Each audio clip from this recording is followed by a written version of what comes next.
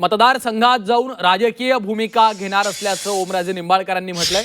आदित्य आणि उद्धव ठाकरे यांच्याबाबत काहीच बोलणार नाही, आम्हाला न्यायाची अपेक्षा होती असं देखील ओमराजे निंबाळकर यांनी म्हटलेलं आहे। तर या निकालाच्या विरोधात आता उच्च न्यायालयामध्ये जाणार असल्याचं देखील ओमराजे निंबाळकरांनी स्पष्ट केलेलं आहे।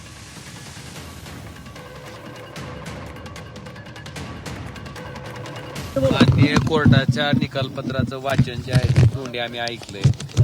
त्याच्यामध्ये सन्माननीय कोर्टानं राजकीय वैमनस्य होतं ही गोष्ट त्या ठिकाणी मान्य केली आहे आणि त्याच्यामध्ये राज्य सरकारच्या पोलिसांनी जो तपास केला त्या तपासामध्ये त्रुटी होत्या ही वस्तुस्थिती होती। कारण राज्य सरकारच्या पोलिसांवर त्यावेळेस माजी गृहमंत्री असलेल्या पद्मसिंह पाटलाचा दबाव होता। त्याच भूमिकेतनं आम्ही ह्या केसचा जो तपास आहे तो तपास त्या ठिकाणी सीबीआयकडे वर्ग व्हावा म्हणून माननीय उच्च न्यायालयात याचिका केली होती आणि माननीय उच्च न्यायालयाच्या याचिकेतील आदेशाप्रमाणे हा तपास सीबीआयकडे वर्ग झाला होता आणि हा तपास सीबीआयकडे वर्ग होईपर्यंत साधारणतः 3 वर्षाचा कालावधी त्या ठिकाणी मध्ये गेला होता।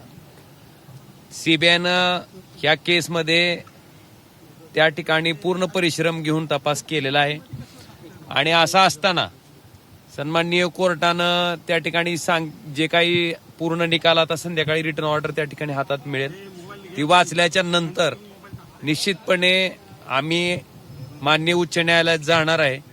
फक्त प्रश्न इतकाच आहे की कैलासवासी पवनराजे साहेबांना नेमकं मारलं कोणी मग? कारण हे सगळं समोर असताना जर हे सगळेच आरोपी निर्दोष सुटत असतील तर नेमकं मारलं कोणी हा माझ्या कुटुंबाच्या समोरचा प्रश्न आहे।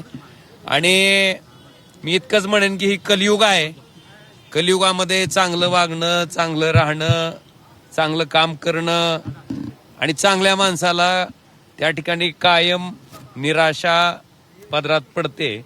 मला वाटतंय त्याचा प्रत्यय मला आज आला आणि निश्चितपणे मी कालपासूनही सांगतोय की मी माझ्या मतदारसंघात गेल्याच्या नंतर माझ्या सर्वसामान्य जनतेने त्या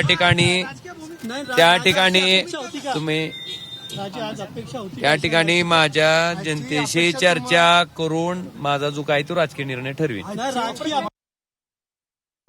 हो नाही, निश्चित न्यायालयाकडनंच होतं ना। 20 वर्ष कशासाठी माणूस वेळ काढतो? 20 वर्ष कशाला म्हणते? 20 वर्षाचा संघर्ष काय म्हणते? न्याय व्यवस्था तुम्हाला तुमच्या वडिलाला एक साधं जर वाकडं बोललं तर काय त्रास होत असेल? माझ्या वडिलांची हत्या झाल्याच्या नंतर त्यांच्या आरोपीला शिक्षा व्हावी म्हणून 20 वर्षापर्यंत त्या न्यायालयात चक्रा मारणं, त्या प्रत्येक तारखेला उपस्थित राहणं आणि सगळं प्रक्रिया आम्ही पार पाडून अपेक्षा इतकीच होती की दोषींना त्या ठिकाणी शासन व्हावं, शिक्षा व्हावी। पण दुर्दैवानं शेवटी कोर्टाच्या निर्णयाचा प्रत्येकाला सन्मान राखणं संविधानामध्ये गरजेचं आहे। पण निश्चितपणे ह्या निर्णयाच्या विरोधात माननीय उच्च न्यायालयात त्या ठिकाणी दाद मागितली जाईल।